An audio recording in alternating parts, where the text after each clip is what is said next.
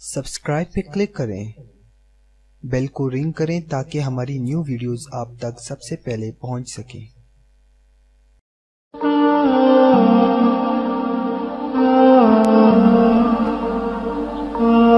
अस्सलामु अलैकुम नाज़रीन, मैं मोहम्मद उस्मान आपकी खिदमत में एक बार फिर हाजिर हूँ एक नया वाक़या लेकर।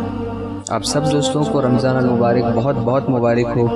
उम्मीद करता हूँ कि आप सबके रोज़े बहुत अच्छे गुजर रहे होंगे।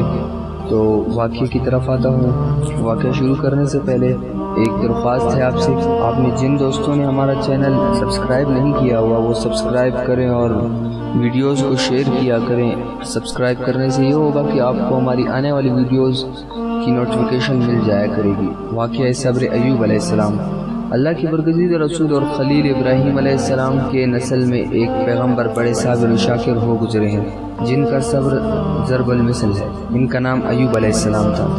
अय्यूब अलैहिस्सलाम नहायत दौलतमंद, साहिब सुरूद और बड़े ज़मींदार थे। दमिश्क शाम के नवाही इलाके बुसीना में इनकी वसी ज़रई अराज़ी थी। वाफिर माल मता और मवेशियों की कसरत ने इन्हें इलाके का सबसे बड़ा बाअसर ज़मींदार बना दिया था।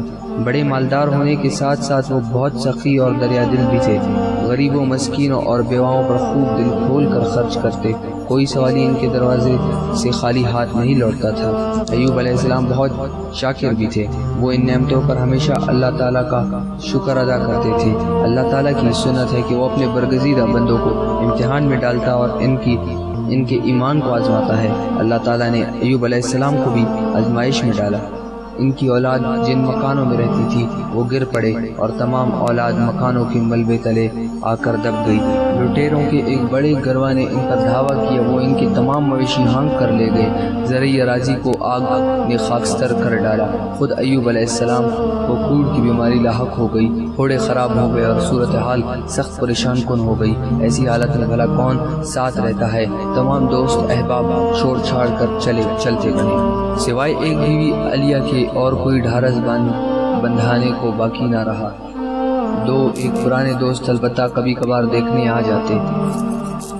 अलिया बड़ी अच्छी खातून थी। वो अय्यूब अलैहिस्सलाम के अच्छे दिनों की साथी थी। इसने कहा, आसूदा हाली में इनके साथ रही हूँ, अब इन पर कड़ा वक्त आया है तो भी साथ निभाऊंगी। बस्ती के लोगों ने अय्यूब अलैहिस्सलाम को बस्ती से निकाल दिया। अलिया इन्हें बस्ती के बाहर एक खेमे में ले आई। वो इनके नीचे राख बिछाती और इन्हें हर तरह से आराम पहुंचाने की कोशिश करती। रिहाइश का मसला तो किसी न किसी तरह हल हो गया, लेकिन खाने पीने का बंदोबस्त कैसे होता। सैयदना अय्यूब अलैहिस्सलाम तो काम काज के काबिल नहीं रहे थे। बस्ती के लोग करीब नहीं पटकते थे, मदद क्या करते। अलिया ने ही कमर हिम्मत बांधी और लोगों के घरों में काम काज करने लगी। वो लोगों के लिए रोटियां पकाती, इनके बर्तन मांजती।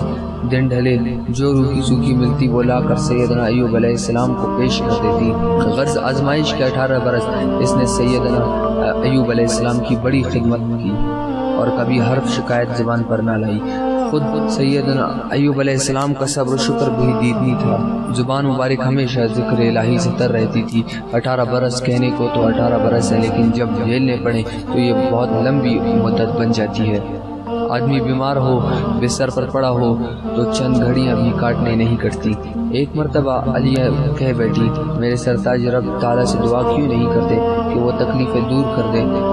कदरे नाराज हुई बोले, आसूदा हाली में 70 बरस गुजारे, अब 70 बरस इसी हालत में गुजारूं तो हिसाब बराबर हो।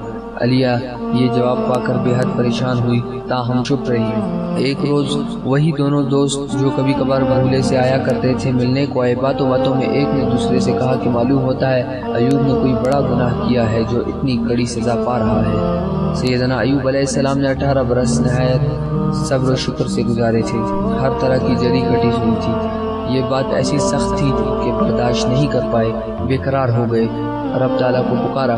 कुरान मजीद ने इनकी दुआ का इस तरह जिक्र किया है, व अय्यूब इज़ा नादा रब्बहू इन्नी मसानिय ज़ुरू व अंता अरहमुर राहिमीन।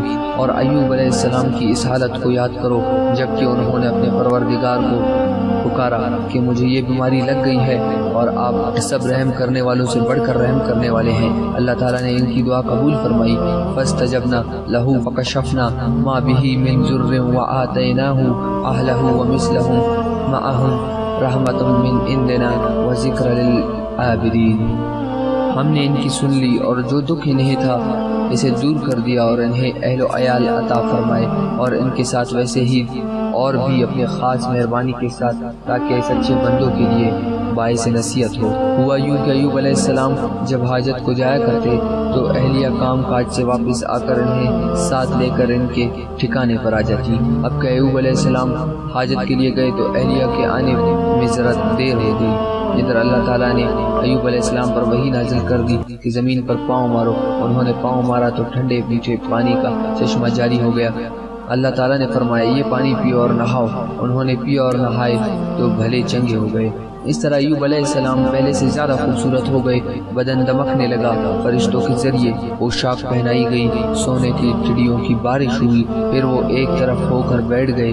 اہلیہ آئی، پہچان نہ پائی، انہی سے پوچھنے لگی اے اللہ کے بندے، یہاں میرا شوہر ایوب نبی تھا، وہی بیمار تھا، تم نے تو نہیں دیکھا؟ سیدنا ایوب علیہ السلام نے مسکرا کر کہا اللہ کی بندی میں ہی ایوب ہوں۔ وہ حیران کر بولی مجھ دکھی عورت سے مذاق نہ کرو۔ بولے بھلا میں کیوں مذاق کرنے لگا؟ ارے بھلی مانس میں ایوب ہی ہوں، آزمائش ختم ہوئی، اللہ نے مجھے بڑا چنگا کر دیا۔ تب اہلیہ علیہ نے بے ساختہ اللہ کا شکر ادا کیا۔ ادھر دو بادلوں نے سیدنا ایوب علیہ السلام کے دونوں کلیانوں پر سونا اور چاندی برسایا، مال متاع، اولاد، اراضی، مال مویشی، نوکر چاکر، سب کچھ واپس مل گیا، وہ بھی دگنا ہو کر۔ اس کے بعد سیدنا ایوب علیہ السلام مزید 70 برس زندہ رہے اور دین ابراہیمی کی تبلیغ کرتے رہے، اور صبر ایوب علیہ السلام رہتی دنیا تک ضرب المثل بن گیا۔ اگر آپ سب کو واقعہ پسند آیا ہو تو شیئر ضرور کریں، اور جنہوں نے ابھی تک ہمارا چینل سبسکرائب نہیں کیا ہوا وہ سبسکرائب کریں۔ پھر ملوں گا ایک نئی ویڈیو کے ساتھ، ایک نئے واقعے کے ساتھ، تب تک کے لیے اجازت دیجیے، اللہ نگہبان۔